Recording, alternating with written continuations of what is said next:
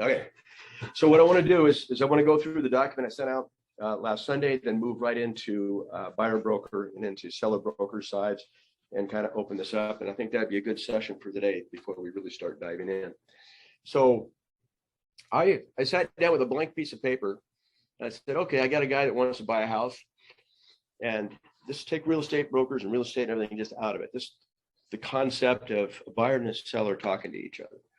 And they're saying, I want to buy your house, but in order to do that, I want to make an offer right now, not wait on my house selling because it's my dream house. I want to have it. I want somebody else to get it. I want to lock it up. And the seller says, okay, let's talk about it. Let's see how we can do that. So the buyer says, let's make an offer at a price and tells the seller, I'll have the money to buy your house, but I have to sell my house first and then use that money to buy your house. Okay. But I want to close our deal as fast as possible and not wait around forever. So you have a list, have to list your house within 5 days of our mutual contract date, and you need to get mutual offer on the house you're selling within 45 days. And of course, that's negotiable in your contract. Okay, I'll list my house within 5 days for mutual. That's not a problem. And I also agree to find a buyer within 45 days. Great. Okay. But this is important to me to make sure you're trying to sell your house as fast as possible. So if you don't get that listed within 5 days or deal changes, you either waive all your contingencies and close 30 days later, the contract is breached, and I get to keep your earnest money. So you either waive everything and buy it in 30 days, or I'm going to list my house back active and sell it to someone else. Wow. Okay. Kind of harsh on that one. So what happens if I get a buyer for my house within the 45 days? Well, great. Just give me notice within a couple of days, and you get you're getting your mutual contract, and give me a copy of your mutual contract. Let's agree to 3 days after the deal closes on your house, and our deal will close. That seems reasonable. Okay, that sounds fair. 3 days after my closing, your deal closes. Okay, well, one more thing. You cannot make any changes, time extensions to your deal unless you first run it past me and get your approval in writing. Buyer, okay, all right. That sounds fair. All right, now, and thinking about it more, I have a few more things to clarify. There are 2 conditions where I need prior notice from you, where you need my consent before you accept an offer. If you receive an offer on your house that has a closing date between 30 and 60 days, I don't care if you accept the offer. However, if you receive an offer that the closing date is sooner than 30 days, or the buyer wants to close a date longer than 60 days, then I want to be informed prior to accepting that offer. You cannot accept that offer without my written consent. Second, if you receive an offer from a buyer, number 2, on your house, and the offer is contingent upon that buyer number 2 selling their house, you're not agreeing that offer without getting my written consent first. You got to do those 2 things.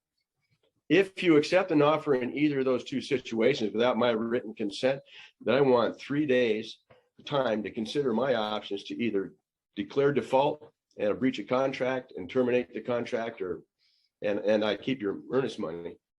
Or if I don't respond within 3 days and be timely about getting back to you, or decide just to let the thing go forward, to terminate our contract, then our contract is not affected and we just go by it and just keep going forward. Buyer, wow, that's a lot of ifs. But okay, I guess it shouldn't be a problem. All right. Now we get into, wait a minute. If you sell your house and you're still going to need a loan from a bank, maybe we should talk about that. Okay, so if you still want to have a contract to buy my house, I have another condition. I want to make sure you have financial capability to buy my house. So within 5 days of us signing the mutual PSA, I want to see you have made a written loan application and paid the application fee. Okay, but I think I should be able to wait to apply for a loan until after I reach mutual PSA on my house number 2. And then I submit my loan application. I want to have 5 days after mutual to be able to do that. So the seller in this case says, okay, I agree. But when you're in the process of an offer, this is negotiable when that time starts on Form 22A. Note, Form 22B clearly talks about this negotiation and what controls. So now the seller's thinking some more, and he's going, if you want me to accept your offer to buy my house during that time period between our signing the mutual PSA and until you have a signed mutual contract to sell your house, I'm going to leave my house on the market in a contingent status to see if I can get any more offers. If I receive a better offer, then I want to terminate our deal and take the better offer. Seems, I'm waiting around for you to, get something out of your house. So the buyer goes, geez, so far this guy's been asking an awful lot. If you're going to do that, then it's only fair, since you're being fair, that you give me written notice and the opportunity and some time to see if I can find a way to remove the contingency and still buy the house. At least give me a chance. Okay, I'll give you written notice, and I'll give you 5 days notice to give me that answer in writing. And you either waive your contingencies, close the deal in 30 days, or you terminate a contract and sign off on returning I'll sign off on returning your earnest money. Okay, I'll give you a written response within 5 days, and I'll either send you a copy of the signed PSA contract from my house.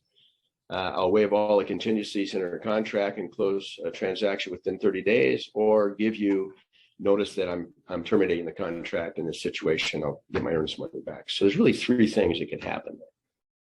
Okay, those 3 options are good. Now the buyer's sitting here thinking, okay, I have things I'd like to clarify and agree to. When I reach mutual contract with buyer number 2 in my house, I'll give you written notice. When I do, then you change the contingent status to pending, and nobody can bump me out of my contract anymore. No more of this, I'm worried about losing the house, my dream house that I want. Okay, I feel safe. Seller, okay, that's fair. However, you have to give me written notice within 2 days when you reach mutual on your contract. I also want that written notice to have your full PSA contract from your house attached to it so I can see it. I also want to set our closing date to be 3 days after the closing of your PSA contract for your house. Oh, and one more thing. You cannot amend the PSA on your house with any time extensions without getting a written consent from me first. All right, I'll give you 2 days notice. So now we're sitting here talking about, because people have finances, they're trying to get things, and seller has finances just like buyer.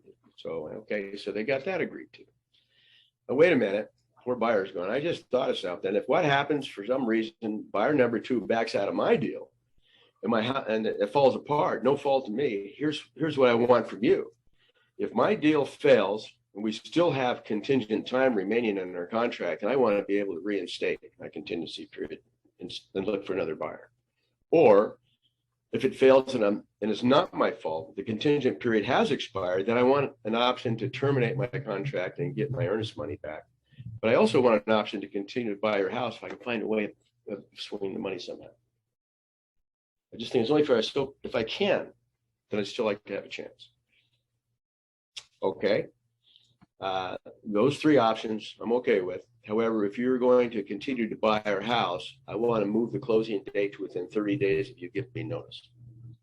I've already been waiting. I want that's 30 days should be reasonable. You waive all the remaining contingencies in our contract in writing, so I know you're going to follow through with the sale. No more, an inspection, and I want you to paint the front door, and I want a new roof. No more. Okay, I'll write up the PSA. Let's sign it. This is the kind of dialogue that, as a buyer broker talking to my buyer, you're thinking about buying this house and selling yours and swinging the deal. And the seller's saying, okay, I'm going to recommend you accept an offer for having this guy wait for this guy to sell a house. Between those 2 brokers, you got to facilitate the contracts that have that dialogue about why is this reasonable and what's reasonable. And on the buy side, it seems like it's weighted pretty heavy, but you know what? The seller's sitting there saying, hey, look at, when I go contingent, people don't always search contingent. They always search active. I mean, I'm losing out on a lot of potential buyers doing this with you, and so these are the arguments that are going to go on, and is no matter whether you're on the sell side or the buy side, we got to facilitate that conversation, because if I can't sell that broker on the other side of the table from me, he's not going to sell his client. I don't have a deal for my client. And so before we start about reading contracts, I wanted to have this conversation. Okay. Now, in this form that I sent out, these are the forms. There's 9 forms that at any given time can come into play that have multiple decision points and waivers and consequences associated to them, depending on what stage we are in our transaction. So all of a sudden, this concept that's pretty straightforward really has some tripwires in it, that if we're professionally representing our client, whether you're on the buy or sell side, we got to be tuned in on.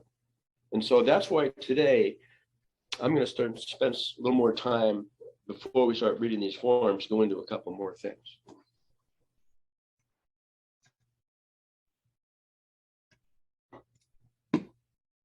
Let's talk about the buy side first.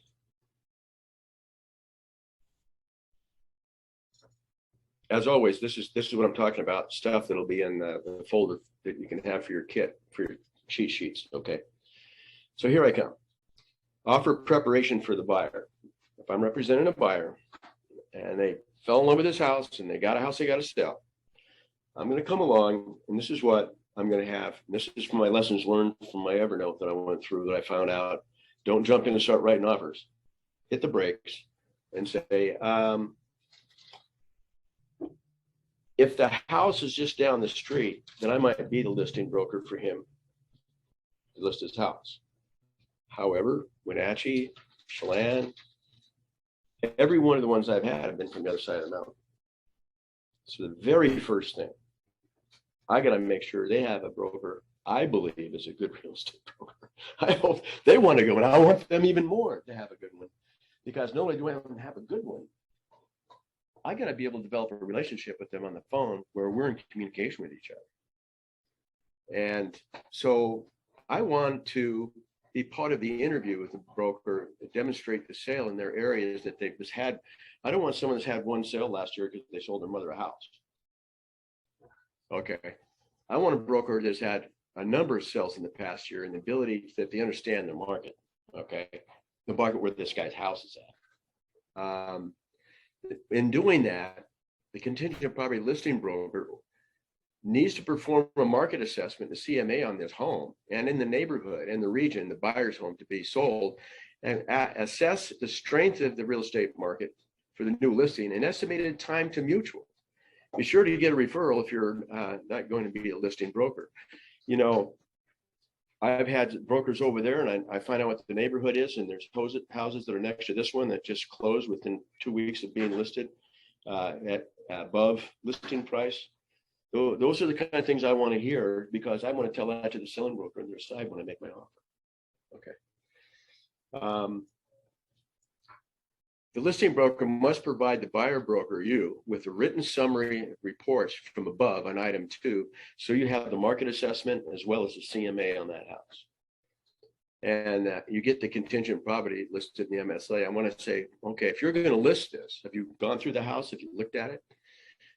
Can we meet the 5 days following mutual to get this thing on the market? Because all of a sudden I'm in default and I'm only 5 days into my mutual and I finally get it.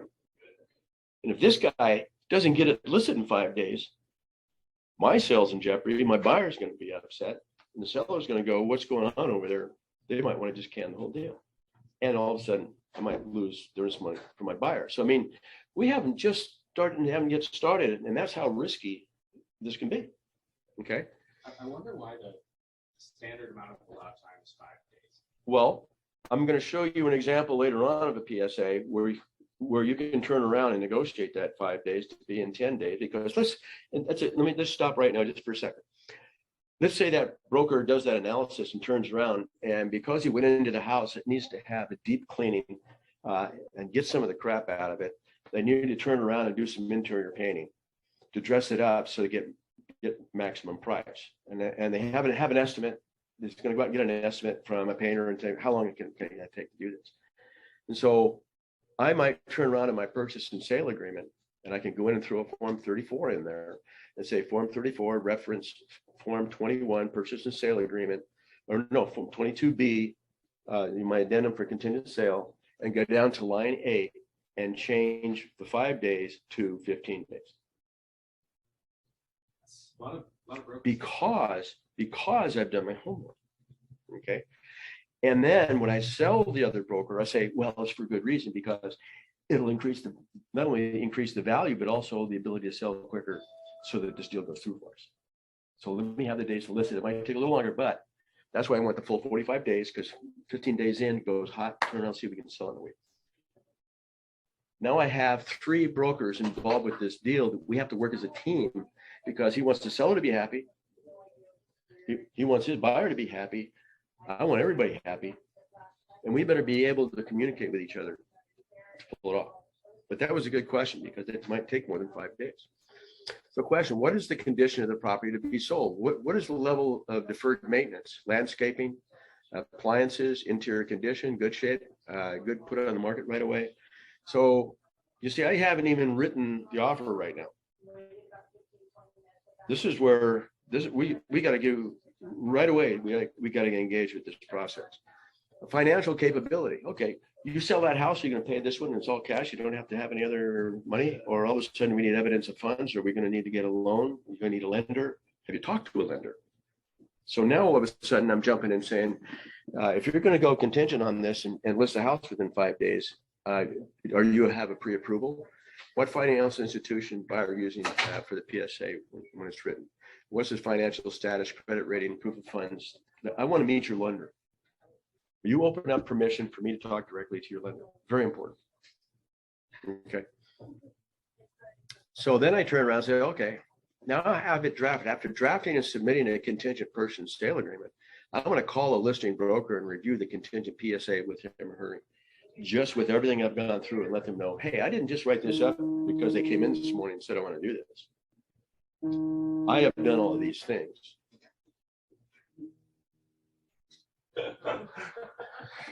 Man, it wasn't in my pocket. It's up here. So I did all of these things.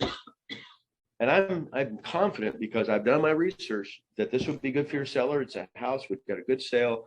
We got lenders lined up. I got a good broker over there. He's going to be listing it within, give me an extra so many days. And it'll be a good listing because it'll be all in shape. We've got a good presentation. Here's what the market assessment is.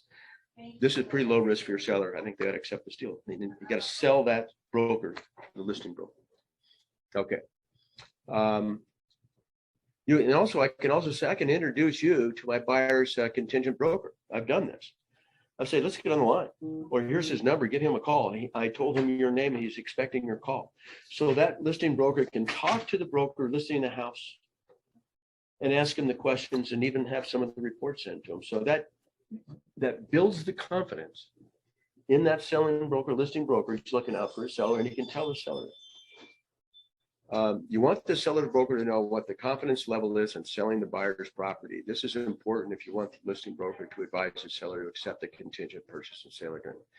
Tell the listing broker and contingent broker, if it's not your listing, that you want to work together as a team to navigate the contingent transaction. It's important to coordinate and track tasks and dates on the contracts to sell a contingent property. And all of a sudden, that listing broker now knows he has a relationship not only with me, but also with the broker that other house is listed. And he has permission that we can talk to each other openly, because we're all trying to take care of our clients. We want a successful deal. They don't teach this. You will never get this far down the rabbit hole unless you've done this a few times. And you've failed a few times and had some successes, and you start saying, how do I increase my chances of success when I'm going to go into this type of contract? It's a lot of work, but it can be very rewarding when both the seller and buyer are happy at the end of the trail. Now, that I also have a couple of bewares. You got to be aware in the 5 days. That can jump up and bite you 5 days after mutual. On line 8 on Form 22B, you must receive and go mutual to a PSA within a certain period of time. You got to negotiate that. You have 2 real estate brokers that need to be working really close with each other in decision making on the compliance for these things. I have a couple of bewares. What happens when your buyer receives an offer on their property? You got to educate your buyer. They cannot accept an offer and go mutual without the seller's written permission if the buyer you have is contingent or it's under 30 days or over 60. The worst thing that can happen is you're not paying attention. They're over there on the other side. They get an offer. They're all excited and they go mutual. And you go, what? I didn't even see the PO. You went mutual? Boy, that could blow you out of the water right there because there's some rules. All of a sudden, you're into a default in the contract terms. So, I mean, you really got to get this through to your buyer. They have to be part of your team and have to be successful. If the two conditions are met, no seller pre-approval is needed if it's between 30 and 60. But I have that in one of my backup notes on this because we haven't written the offer yet. But if this is your cheat sheet, you got to say to your buyer up front and start bringing this stuff up. The other thing is contingency satisfied. Acceptance. Buyer receives an offer and it goes mutual on their home. The contingency is satisfied. Take action.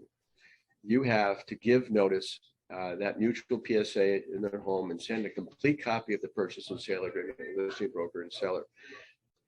See item 3 on Form 22. Make sure the dates are met for activating Form 22A. You got to remember the lender.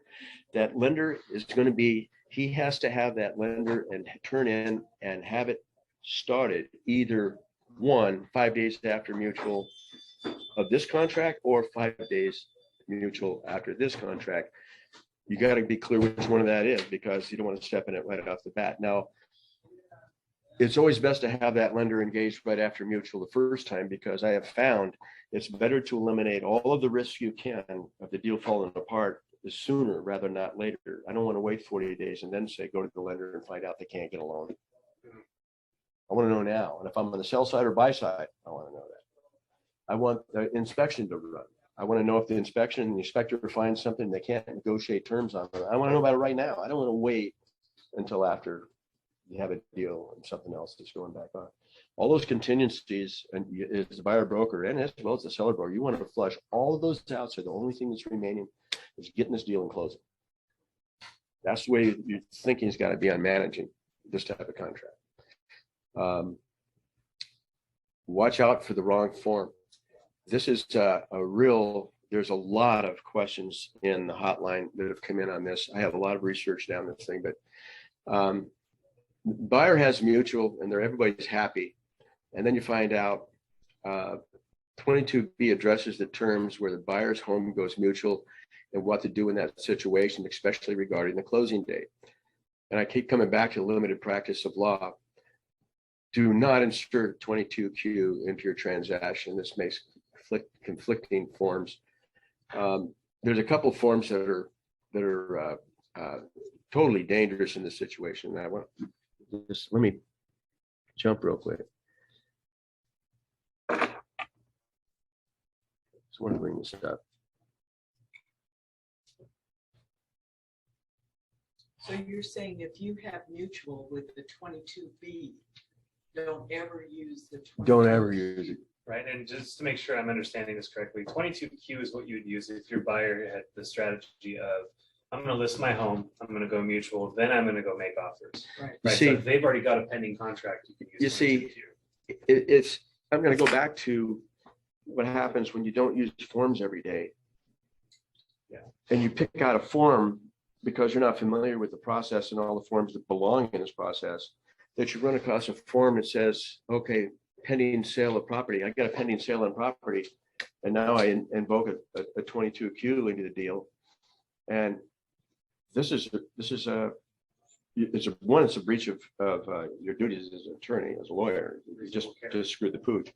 And this is the instruction form and for 22Q. And I just want to show it real quick. Prior to this purchase and sale agreement, already entered into another agreement. So this is for when my buyer already has mutual on the house and I'm writing the PSA.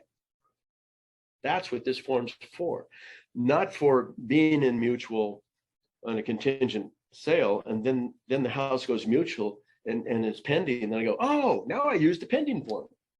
Not an update. Don't do that. Okay. Don't use this form, and it's right in the instructions, form if buyer has not yet entered into the agreement, the buyer's property plans to do so. Instead, buyer's sale of property use form 22B. Buyer may not extend the closing date, failure to close. So I just wanted to point out, these are things for reminders for the brokers that don't ever, matter of fact, what I put in here is a link. This is a hot link to the hotline lawyer talking about exactly the situation. I'm not playing it today.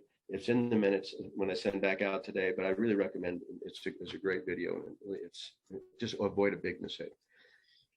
These are the forms that if there's a form that's on here that's not used in your deal, that's coming in like a 2 or something, that hackles go up, red flag goes up.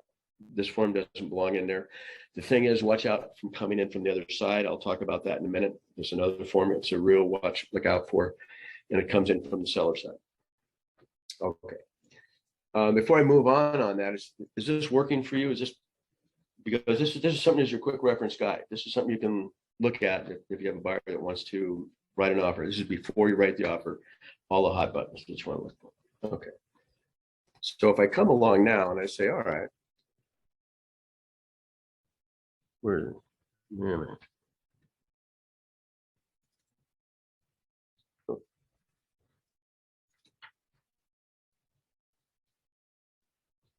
Let's see if I find the right one here. Now I'm going to jump on the listing side. Contingent sale. So everything is really heavily weighted onto the buyer broker to work in the negotiations to get to mutual. Now, after you get to mutual, the listing broker has to watch out. Oh, wait a second. On Form 22B, whatever you do, don't fill in the date on Form 21. Was it item? I have it on. I think it is. Item 11. Are you talking closing date? Closing date. Yeah, you do not fill a closing date in. It is acceptable practice to write in C Form 22B. If you want to put something in there, That can help escrow. to be clear. Figure it out. Anybody, it's this is I think I have a link on this one. This is where 22B is added to the purchase agreement, is binding on either party's control the closing date provision. There is nothing wrong with a broker. This is right out of a hotline answer. I copied it out of there. C Form 22B on the space and closing date, Form 21. It would be improper to add an addendum to the purchase and sale agreement memorializing a specific date. What that means is, so many times after mutual is reached there, a buyer broker will make a 22Y and then change the closing date from that date plus 3 days. Don't do that. It's not, and this is what this said that because it is possible that the buyer's home for sale closing date will change. The boilerplate language of Form 22B allows flexibility for that outcome. The broker should not introduce an addendum to the transaction that eliminates the flexibility created by the boilerplate forms. And you got this information out of. That's copied right out of the hotline answer. Yeah. Okay. I have gone down the rabbit hole on closing date. I used to take the closing date, taking 45 days. If I had the 45 days contingent period, then I say, I add another 45 days. So if I get mutual on the last day, and then add 3 days and put a date in there. It just undoes everything that's designed in these forms. And so finally I got the answers and got to the bottom of it. It all is self-explanatory. 3 days after that closes, your deal closes. That's period. That's the closing date. That's how that little bugger works.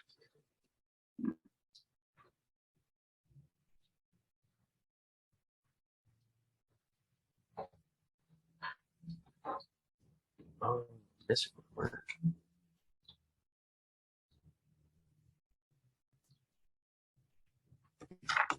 Try to do that. There we go.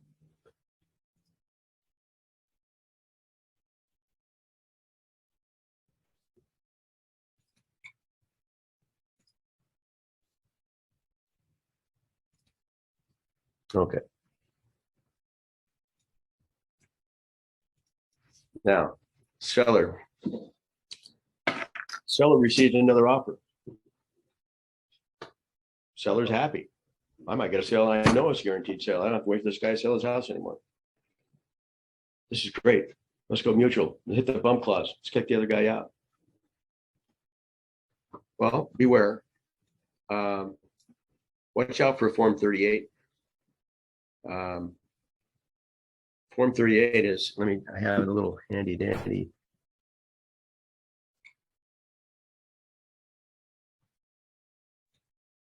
Instructions for Form 38 I have also. And this is where I'll turn around and say, okay.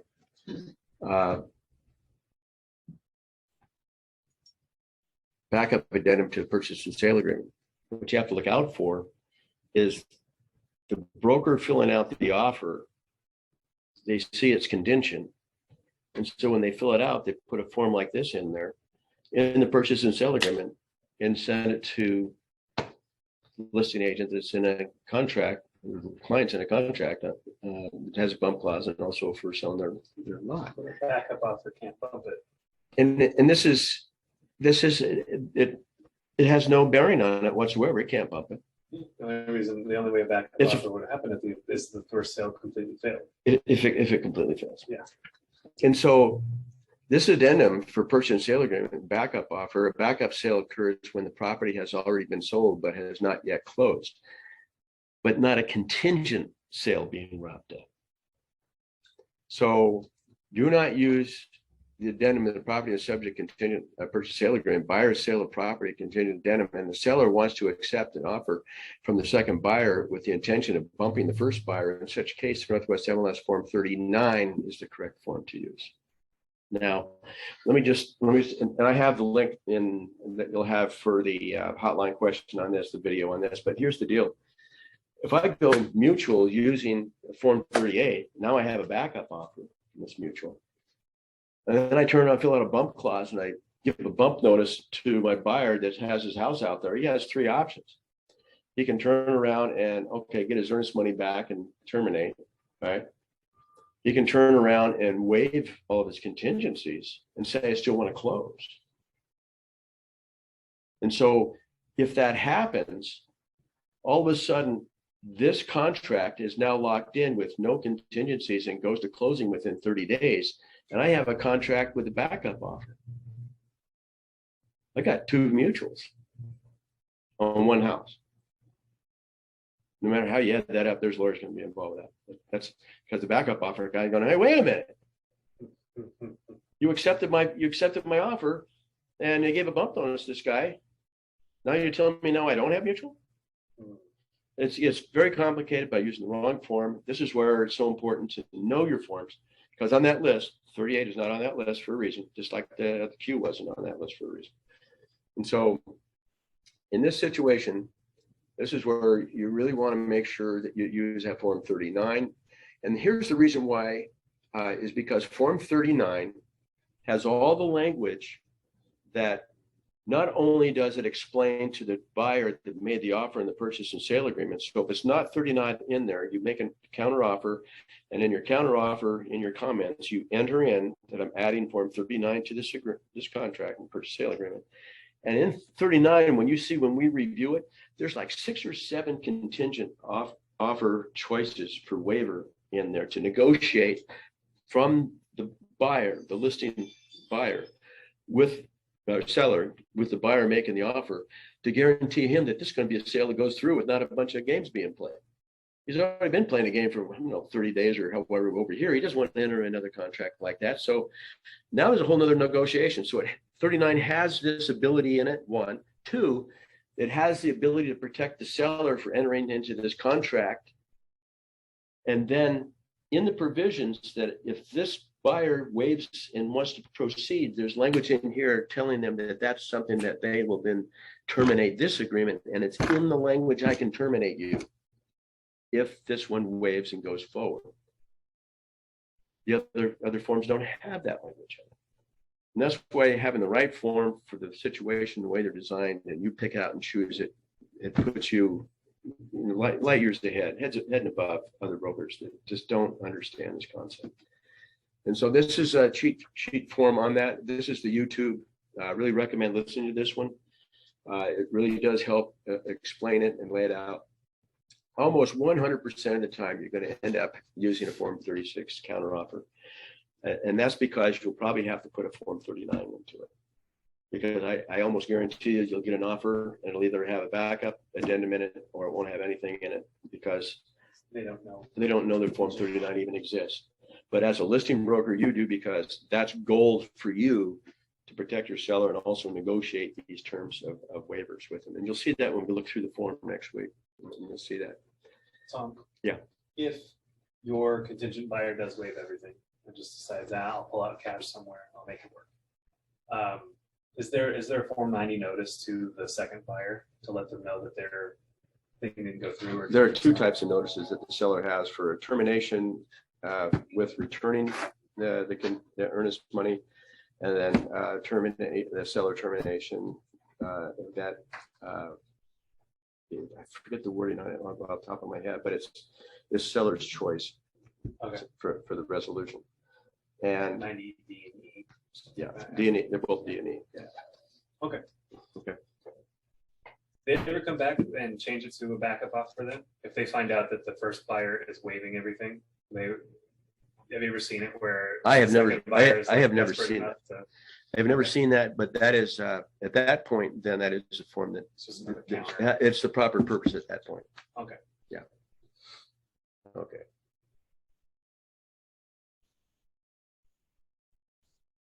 Good job, Tom. That is so complicated. That's a lot of stuff. Well, that first thing I read through is like, okay, oh well, geez, all right, okay, I'll do this, and that's the concept. Yeah. But then the lawyers get involved, and this is how they put the contracts together. And haven't really got into them yet, but we're on the fringes. Okay. Right. This is a good overview.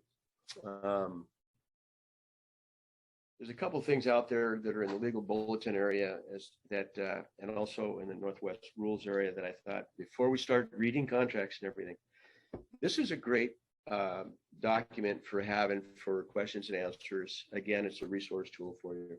This is Legal Bulletin 70. And as you come down, it starts right out, what is a contingency? Condition to the sale, limited meaning that most lawyers do not understand. Well, I can tell you that means almost 99.9% of brokers don't.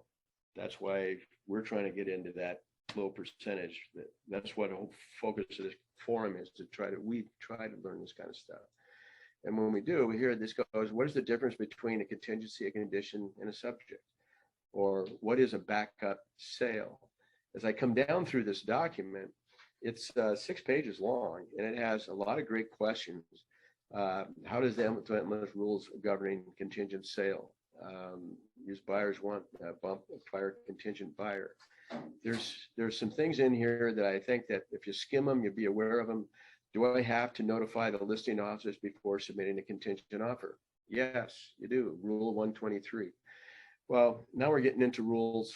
I have Rule 123 and 129 that are referenced in here over and over again.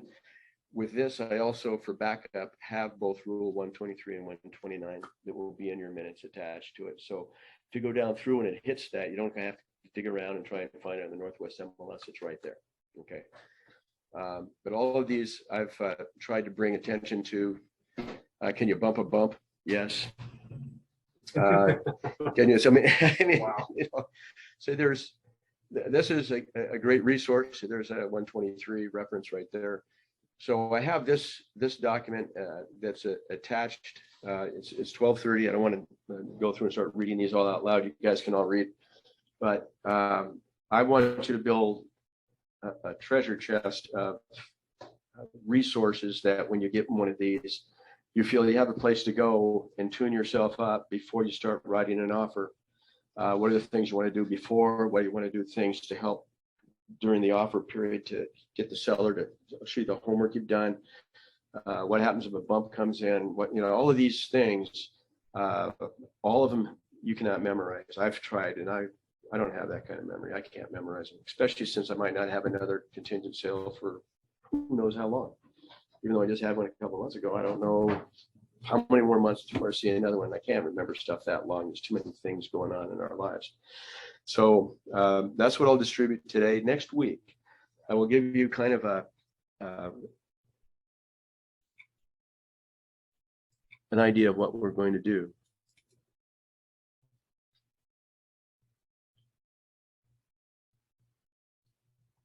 Because this is it's going to be the mother lode. Here it comes. What I've done is I have come down and I've taken form 22B, and I have come down and I have subject, what the concept or purpose is, what the contract terms are, and then what actual location you can read and find it in the actual contract, okay, or in the waiver or in the form. And so as I come down, I've also broken this down by Form 22B, Section 1 is contingent sale of buyer property. So next week I'll pop up 22B and we'll read that. But I want to start developing a pattern that, okay, you need to list a contingent buyer, list your property. That's the first thing you need to do. And then I'll start talking what the concept is, what the terms are, where you can find it. What if he fails in 5 days? What happens? And so these are all just step by step laid out, and you'll have it all in one document.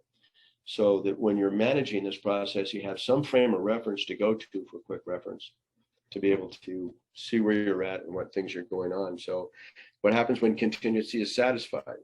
Okay, it's satisfied. Now what do I do? Well, here's everything you need to do. Accepting offers. What are the rules? Here's the rules. What are the consequences? Here's what the consequences are. And by the way, these forms, I found holes in them. If you have the consequence of not giving a notice for 2 or 3 days, I forget what it is, that I have a mutual purchase and sale agreement, is that a breach of contract? Does that breach of contract mean that you get earnest money back? I mean, these kind of things, when I start reading the contract, some of them are silent on what the consequence is. It doesn't say that this is terminated and earnest money is returned or seller keeps earnest money. In that situation, it's silent. And when that happens, I can't give advice on doing that for release of retainage. That's what we talked about earlier in our meeting. That's what I said, we're gonna have to talk to an attorney on that, to what your recommendation is. So when that happens, we'll do a red flag on it. Here's for, what was this section? This is the loan application form 22A, which is paragraph 3. There's paragraph 4, remains on the market. Starts going through all the bump clauses. Here's all the things. Here's that form that I was talking about on form 39. Inside form 39, you have all of these reasons right here that negotiations take place for form 17, for 35R, for 27, 22A. These things are, this is what happens before you get mutual with that other buyer coming on that listing side for the bump. Seller bump, then the bump response, notice of contingency. So this is laid out in a way that we can pull up the forms, read this, and you'll see how it connects to all those other 8 forms.